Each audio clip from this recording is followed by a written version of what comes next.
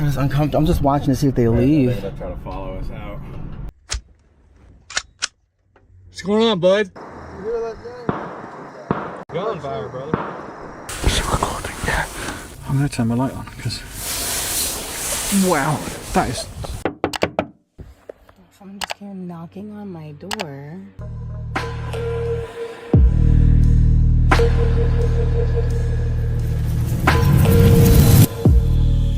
Every outdoor camping encounter has its own vibe, but some are defined by an eerie sense of being watched.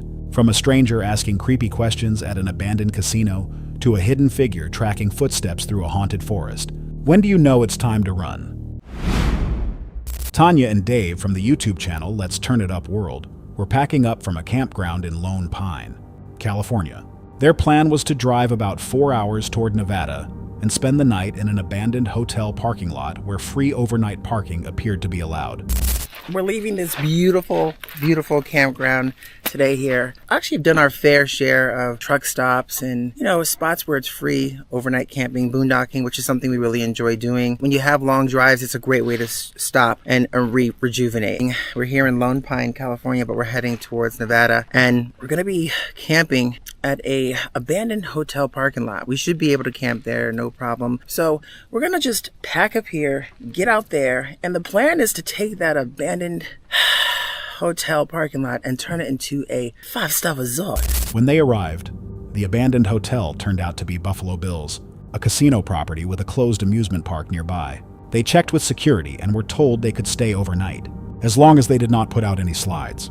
Since their van did not have slides, the spot seemed workable. But later, the mood shifted. So right off this exit, we're heading back to this spot, which is Buffalo Bill's. It's a parking lot, hotel, park, casino over that direction. Look at that. That's where we might be able to call home tonight. We'll find out after we pick up our donuts. But that is pretty darn cool. I wonder if it's working. Pink Box Donuts. Oh, it's tied. Okay, it's tied to the Prim Center. That's interesting. So I ended up getting six of those donuts. You know what happens is when they get a pair of 6, you get a discount on those. So we're getting 6. All right, so it's the parking situation. Here we go. Trying to get the most of the balance that we can. Okay, this is what we're calling home for the night. We got the okay. Spoke with the security guard who said it's perfectly okay, as long as we don't put any slides out, and we don't have slides. So we're in good shape. Maybe what we'll do is before cooking dinner, maybe explore these grounds. There's a huge amusement park over there. I'm not sure if it's open. Haven't seen anything coming around. Haven't seen a roller coaster come around yet, but pretty wide open here. It almost looks abandoned. A man came up to their van and asked whether they were veterans. It was a random and unusual question, and it immediately felt uncomfortable.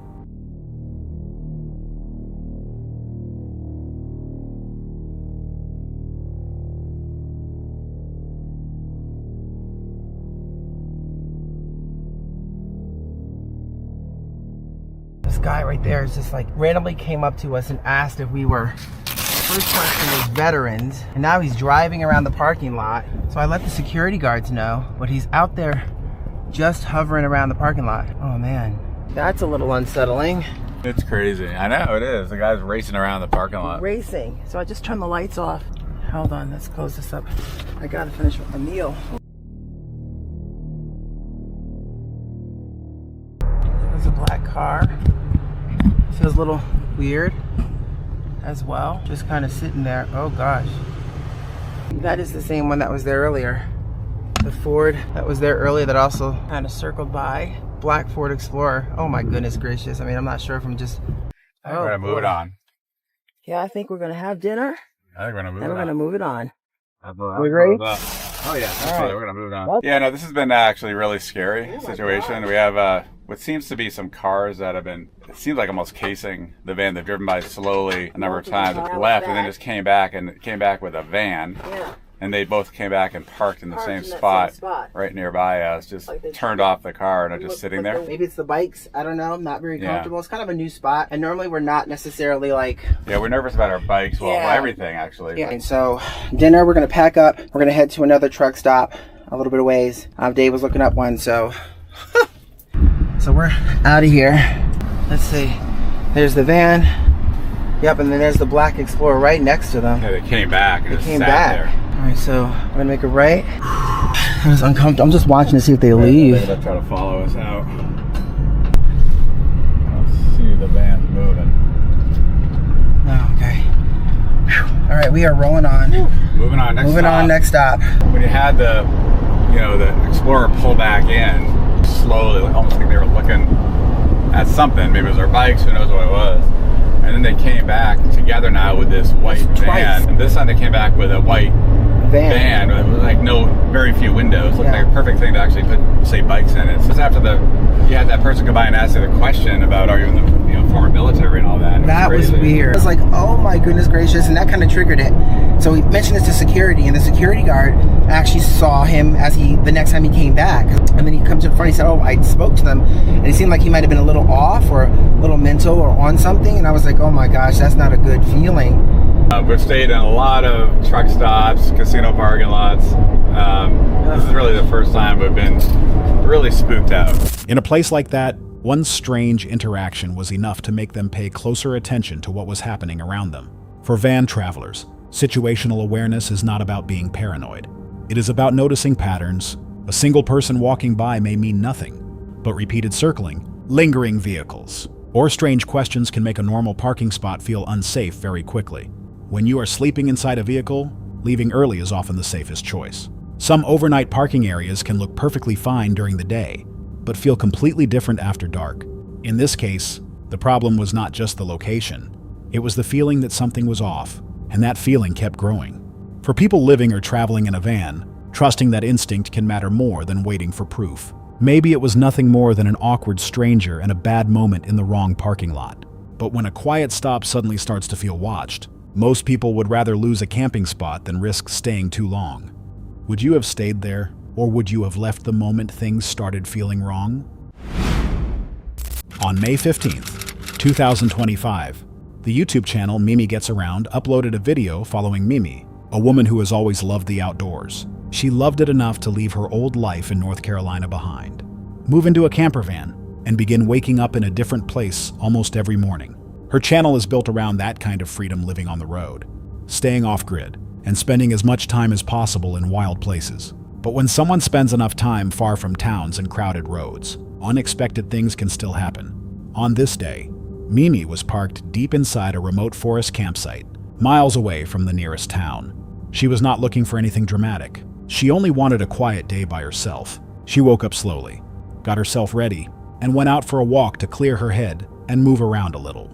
The area around her was quiet and open, the kind of place where a person could easily feel separated from the rest of the world. Good morning.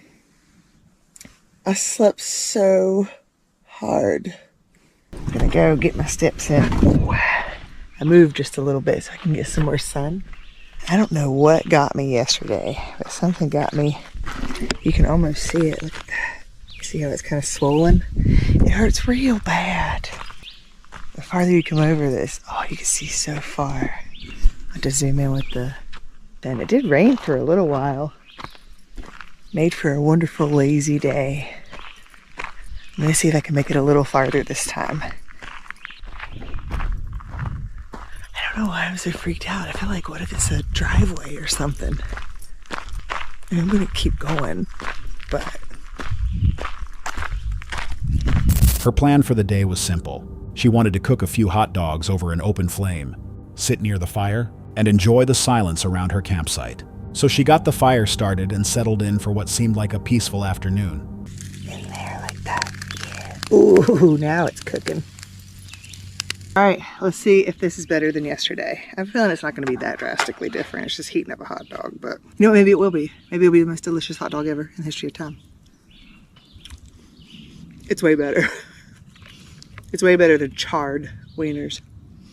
But just as Mimi was eating and relaxing by the fire, she heard something unusual. A vehicle was coming toward her campsite in the middle of nowhere. The sudden sound broke the quiet, and a normal afternoon immediately changed. Hey, How you doing? I'm a little lost and I'm hoping maybe you can kind of help me. Yeah, what's up? So my kid, he's 20, but was hiking around the Linville Gorge, and this is telling me to turn here, which doesn't look like a thing, Yeah, no. to get to his pen. Well, I'm assuming you did a trail, right? Like a mark trail? Yeah, but he said he was like on the side of a road and he's throwing up. I just drove from Raleigh Oh, dang. in my work clothes. Oh my gosh, so you really are? Yeah, I was like, I'll be right there. Oh god, yeah, that's far. Okay. I guess he doesn't know anyone out this way that would have something. So he traveled up here by himself. Oh. He thought he'd be all like crazy. Well, we've got quite the situation. Apparently, down that road that I was just walking down, her son is very sick and needs her to come get him, but she can't get past the gate. And there's no other entrance way because I just hooked up my Starlink to see. So she's calling 911 now to see if they can come help. You really don't necessarily. We're going to have a bunch of rescuers coming in. My son. Is that your son? So where do you want me to move? Okay. How far is it? The map says walk pit, so there's going to be the walk pit that he's on, probably about 2 miles total in from the gate. All right, EMS and emergency services are coming out. They're gonna go get him. He's about 3 miles down the road. Well, we're thinking this guy has the key to unlock the gate, so we wouldn't need EMS services because she can go get him, but this guy's apparently really sick down there. He's been hiking for maybe 2 days. And he was gonna set up camp about 2 more miles down, but then he started getting real sick and throwing up a lot. This night's about to get a little bit crazy up in here. I hope he's okay.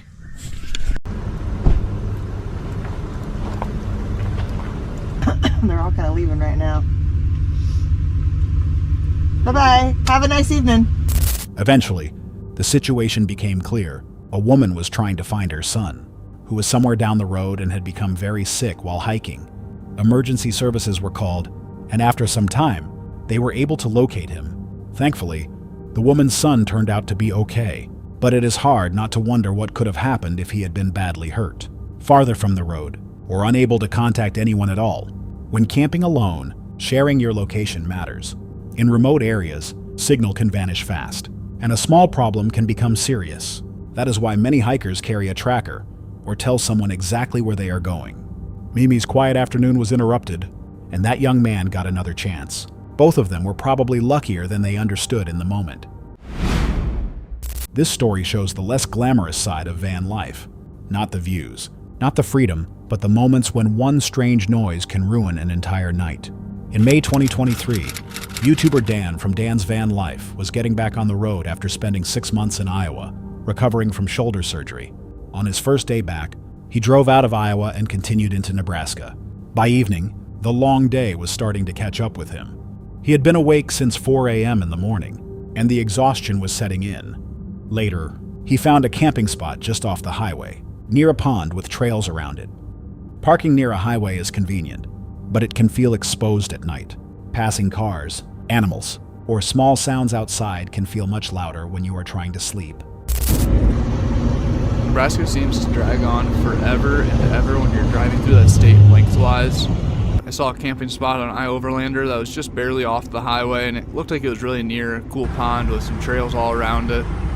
After a full day of driving through the flatlands from Iowa into Nebraska, we were both ready to pull over and call the night. Stay. Cassie, stay.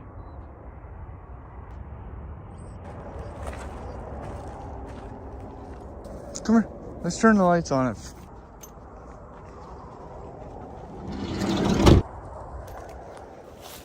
I swear I just saw a set of eyes over there. I swear I just saw a reflection. Oh man, we're not gonna get spooked. Later that night, while Dan was trying to fall asleep, he heard something behind the van. It was not a normal background noise. There was movement near the back door. What's going on, bud? So I just woke up to the noise of something rutting around outside the van. I don't know if it was somebody fucking with the back door handle or if it was just somebody bumping against the van. But we are parked somewhere that there should be no one near the van. And then I heard a loud belch. I got up and grabbed my safety device, and I haven't heard anything since. And that's when I realized somebody's trying to break into the van. I can hear somebody tugging on the door handle, and I am out in the middle of nowhere.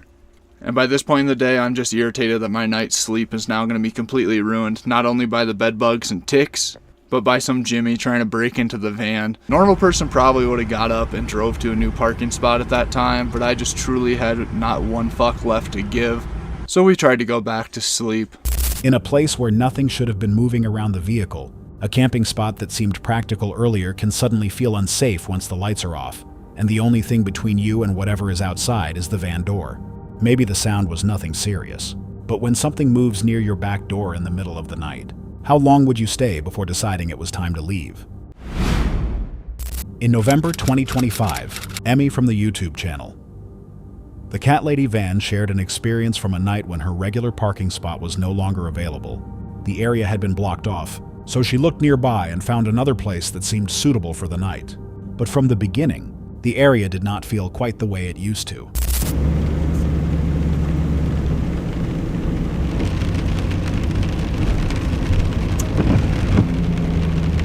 Good morning, everyone. I used to sleep at this Walmart here in Port and Birdie. And yeah, while I was enjoying my road trip this summer, they changed the rule. No overnight parking. They blocked the area that we used to park. That was all around there. The actual store was right there. And yeah, they blocked the whole thing. Oh, I'm gonna go sleep at Walmart. It's supposed to rain a lot. And I arrive, I'm like, oh, I guess I'm not gonna sleep at Walmart. No Walmart anymore. And this morning I need to do a grocery. I just kindly go do a grocery, do all my stuff at Walmart because I'm right there. And you know, they're kind enough to let us sleep there. So because I really need like fruit and vegetable, we're gonna go to another grocery. It's not that I'm mad at them, but I'm sure they have a reason. I'm gonna go to another spot. The spot appeared quiet and separated from everything around it. Rain had been falling throughout the day, but by evening, it had stopped. You know, those type of things. So I just try to stay away from all the main action and all party in town. I'm away from the town, away from everything. So we should be treated alright. So I hope you guys enjoy this little rainy day with me. It's always like this. Stop raining at night and the temperature cool down because the sky is wide open. And tomorrow morning, the rain's gonna come back. That's all that work. That's all that work on the West Coast. The wind is gone. Everything's gone. Then someone began banging on the van. The hits were loud, aggressive, and strong enough to make it seem like they may have caused damage. This was not the sound of a normal knock, and it did not feel like a harmless prank. It was violent enough to make the threat clear.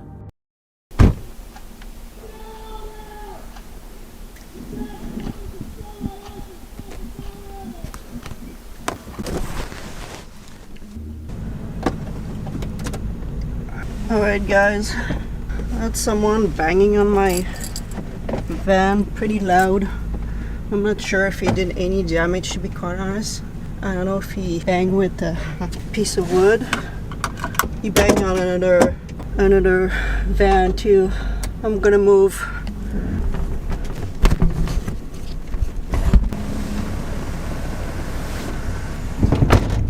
Just to explain a little bit the situation, so a man who was just walking the street banged on my van, and the van behind me was a camper van.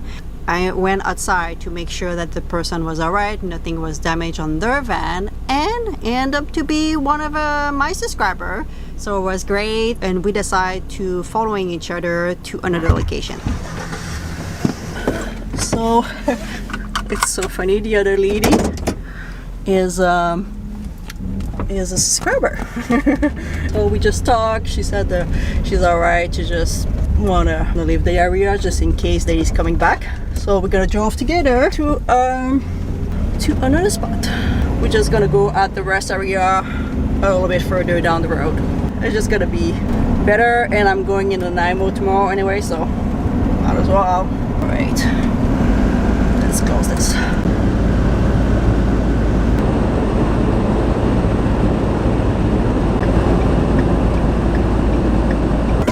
I'm just gonna say goodnight to the girl behind me.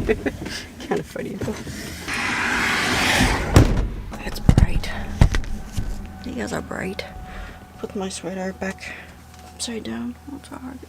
Another time to her, and the last time the guy went in the wood and he was banging on the van like quite a lot. He says something around like, I'm gonna destroy your van. This is the time to move. I'm like, yeah. So, used to be a quiet place. I feel like it's not the same as when I left. Place that I used to park and be like zero problem, never had any issues, started to be like some kind of issue. And the other day in Costco was someone coughing behind my van, and I heard some pretty bad story after that I don't really want to go back to Costco. Alright guys, gonna try to fall back to sleep. Beautiful damage on my van. I knew when he banged on my van it would sound pretty loud. I thought I was in the back, that's why I was looking in the back there. And I didn't know if he had a stick, that's why I said on my, but I think he probably had a rock and when he banged on my van, because yeah, this looked like quite a big dent. Unfortunately, I'm kind of pissed to be honest guys. It really frustrated me. The location that I was sleeping, I have two locations kind of in between, like 2 minutes of a drive between each other, and that's like location that I kind of enjoy. And yeah, it's kind of frustrating because it was a town that I was sleeping, you know, quite often. And that after 7 years, that's the first time someone yelled at my van. It's not the first time it happened. You know, people outside, homeless, drunk people, whatever, you know, touch my van. Just not like I had some teenager shaking my van once. I think that's it. But like physically, like kind of like, you know, angry at my van and yelling, that was the first time. And that someone damaged my van. For van lifers, the vehicle is also their home and protection. So when someone damages it, it feels personal, not just like a vehicle problem. Sometimes, life on the road means crossing paths with people whose behavior goes beyond annoying and becomes dangerous. Maybe the person left after a moment, but the damage stayed behind. And once a place no longer feels safe, would you ever sleep there again? The campsite looked perfect at first, quiet, open, and far from everyone.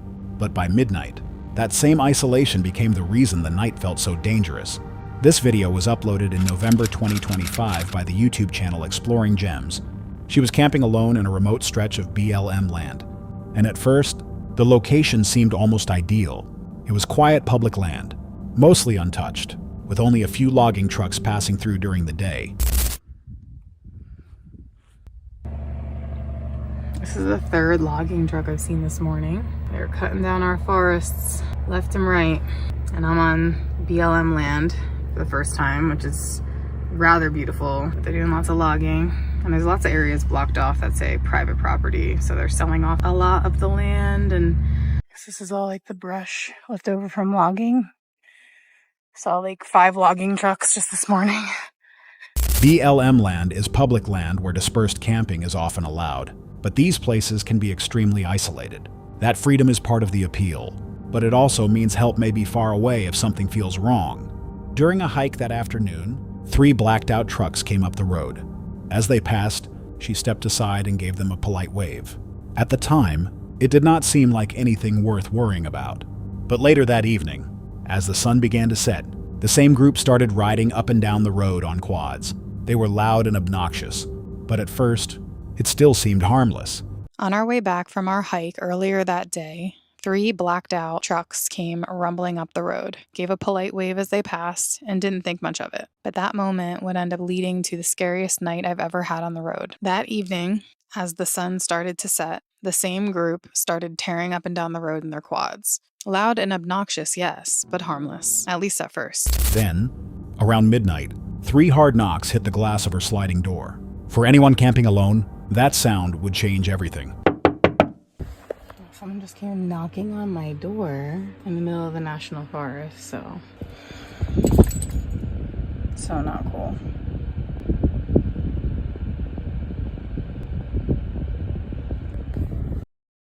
I froze. My heart stopped.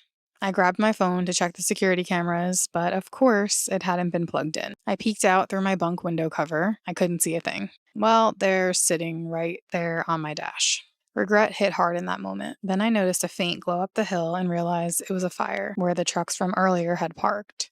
These weren't the kind of people you want to cross paths with in the middle of nowhere. The place that felt peaceful during the day suddenly felt exposed. And the people who seemed like background noise earlier became impossible to ignore. Maybe they were only trying to scare her. Maybe they had no real plan at all. But when someone comes to your door in the middle of nowhere at midnight, would you ever feel safe staying there? Ghost Theory are two adventurers and paranormal enthusiasts making their way across the UK in search of locations with a reputation for strange activity, trying to separate fact from legend. The video was uploaded on April 12, 2026. The name might suggest otherwise, but these two do not manufacture scares. Their approach leans toward proper exploration and historical context, rather than reacting to every shadow, sound, or moving object. In this particular video, though, they chose to camp in what many consider the most haunted forest in the entire UK. And what they ran into had nothing to do with the paranormal. We've just arrived here in this beautiful forest, and obviously being the day, it's not so bad, but we're going to be exploring this forest to try and get to all the most haunted areas. Epping Forest has stood here for thousands of years, once serving as a royal hunting ground for kings and nobles. This forest wasn't just a wilderness, it was dangerous. Outlaws used these woods as cover, disappearing into the trees after robberies along nearby roads. There have been so many places for people to hide. I mean, it still is currently 600 acres, but during Dick Turpin's time, this would have been more like 20,000. That's bigger than it is now. Epping Forest has existed for thousands of years. It once functioned as a royal hunting ground used by kings and the nobility during medieval times. This was never just a quiet stretch of woodland. Outlaws, highwaymen, and smugglers all used these trees as cover, slipping into the forest after carrying out robberies on the roads nearby. Darkness came on fast. Before long, the two were moving through the forest trail in the dark, looking for a suitable place to pitch their tent and settle in for the night. Just heard what sounds like a bottle. Does it sound like rustling? I mean, here is very, very campsite-y. It's so silent here. Do you know they say just everything dies here? Like the sound dies, things don't live. And it is just silent. It's been so noisy. Right. That is bizarre, isn't it? We got the campsite set up as quick as possible so that we could begin investigating straight away. This is a time lapse, but not actually that quick. Once camp was set up, they moved through the trees to see if anything out of the ordinary was happening. They spent a considerable amount of time doing that. Nothing stood out. They made their way back to the tent to wind down, and that is when the atmosphere shifted.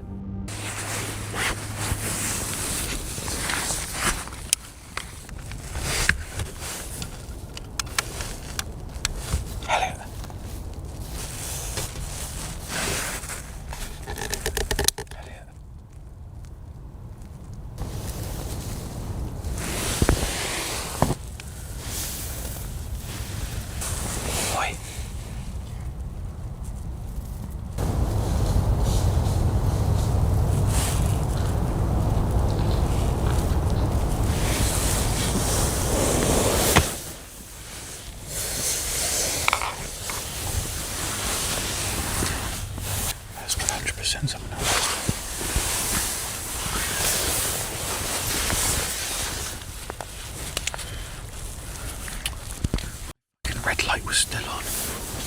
Was it? Come on. Is it recording? Yeah. I'm going to turn my light on because... Wow. That is...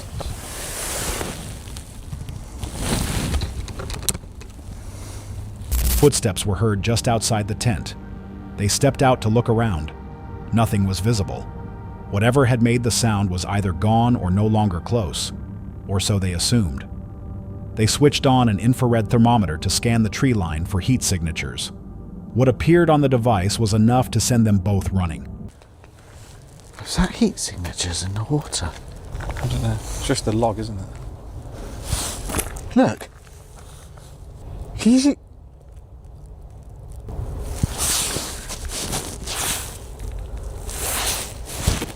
Where is that? That's just across, literally straight across where the lights were coming from.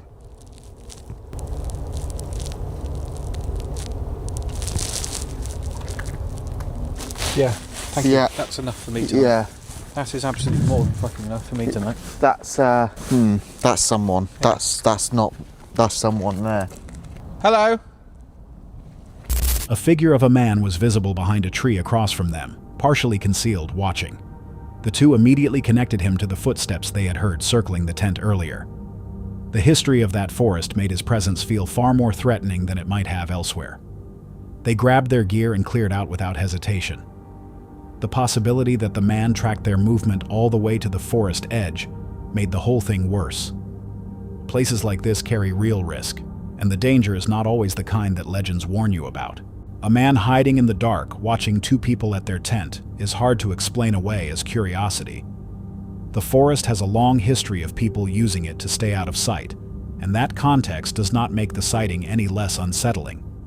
Do you think he was just a stranger passing through? Or was there something more deliberate about the way he was watching them? This story shows how fast a normal day outdoors can change. One moment they were checking fishing gear, and the next, they were less than a mile from an active shooter situation. On September 8th, 2024, the YouTube channel State of Tate uploaded a video following Tate and his friend Zach during what began as a normal day on the lake. Tate is known for fishing content, usually filming calm moments on the water-quiet lakes, wooded shorelines, and the kind of outdoor footage where the biggest concern is whether the fish are biting. But while recording behind-the-scenes content for his second channel, that calm suddenly disappeared. Day out here on the lake. It's actually, like I said earlier in the day, it's pretty cool out here. It does have a fall feel. It's feeling pretty good out here. We got a giant bait out here as well. Of course, we got the camera equipment. And then we finally got this baby going after Zach cleared out the dead shiners in there that's been there for about 2 weeks. They had just reached a secluded fishing area, surrounded by thick woods and far from any obvious help, when Tate's phone rang. At first, it seemed like a normal interruption, but within seconds, that call changed the entire feeling of the day. Oh yeah, all right, toss him in the box.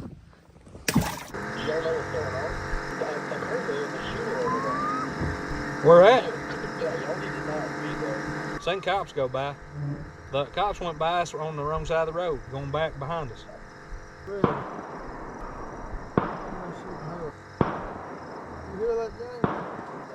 Gunfire, brother. We actually heard gunshots. Did we not, Zach? The truth hit them hard. They were less than a mile from an active shooter situation. And even worse, their boat was not moving away from the danger. It was heading toward it. In that moment, the lake must have felt completely different. It felt like something might be hidden inside it. We're literally going to be driving right by where the active shooter is. Like, actually. We've heard gunshots, and we're going to just try to be as fast as possible. It's actually true. Just for reference, right here's the map of where we are right now. No cap, not even kidding. It's really dangerous that we're even out here right now. So we actually had set out jugs the day prior. We wait till the end to check our jugs because it gives us the most time to catch a fish. And literally half of our jugs were less than a mile from where this occurrence happened. But we wanted to get any catches we could. It's also against the law not to check your jugs within 24 hours. As they moved closer, the risk became impossible to ignore. There were no crowds around them, no other boats nearby, and no way to know exactly where the shooter was. Out on the water, they were exposed, with the forest closing in around the edges of the lake. Staying there could mean drifting towards someone armed and unpredictable. There is not a soul up there. You know it? Not a flipping soul, and I don't blame them. The guy's supposedly in the woods right now, so I'm not just trying to build this up. It's pretty sketchy. Pretty sketchy. Right there it goes. On the wheel, man. You can see right there, guys. I feel like we're safe right here, right? Now that's 75 right there also. So he could be in those woods as well. We heard gunshots. Hopefully I got that on GoPro. It's crazy this is happening. Kentucky Department of Fish and Wildlife, just know that I'm committed. I just took on an active shooter to make sure I check my jugs every 24 hours. 7 people dead. 9 injured, 7 deceased. 7 dead, 9 injured. That's absolutely insane. That's pretty crazy. And then it literally happens a mile from you. Probably within a mile. Literally, we heard the gunshots. Did we not? Yeah. You do hear gunshots out here all the time? So he's literally coming this way. He's at Wildcat, is where he's at. Is he? That's what it says. Brother, that's it. That's it. That's it right there. John said that the water plant is near where you are. Yeah. And the scanner people said that that's where he is. Yeah, I mean, that's literally where we were at just a minute ago. Well, I just was listening to it. It says he's exactly where you are. And John's like... With almost no time to think, Tate and Zach decided to leave their equipment behind and get out. That choice may have saved them. There's more than one? That's what we heard, but hearsay. No, shoot. I can't find any verification on that. Dang. That's not a good place to be. That's not a good place to be, you know? He said that he has heard there's 2 active shooters now. So many people are heading away from London right now, which is where the active shooter is kind of supposedly at right now. That's where I live. Your boy's always strapped, okay? Always strapped. Those Second Amendment. That right there is the current situation. Cops everywhere. Cops everywhere up here right now at the intersection. Joseph Couch was later identified as the suspect. Authorities said he opened fire near Interstate 75, hit several vehicles, injured 5 people, then disappeared into the forest and triggered a large manhunt. What Tate did not fully understand at the time was how close they may have been to becoming part of the story. If they had kept fishing, gone back for their equipment, or carried the boat a little farther toward the wrong shoreline, they could have ended up directly in the danger zone. Couch's remains were eventually found in the same general search area by Fred and Sheila McCoy, a retired couple and YouTubers who joined the search after the reward was announced. Maybe they were never directly in the shooter's path, but when the danger is close enough to hear, and close enough to change your route, that is already too close. If you were in their place, would you leave everything behind without thinking twice? That's all for tonight's video. Which encounter gave you chills? Let us know in the comments below. Got your own experience? We want to hear it. And whatever you do, don't miss what's coming next.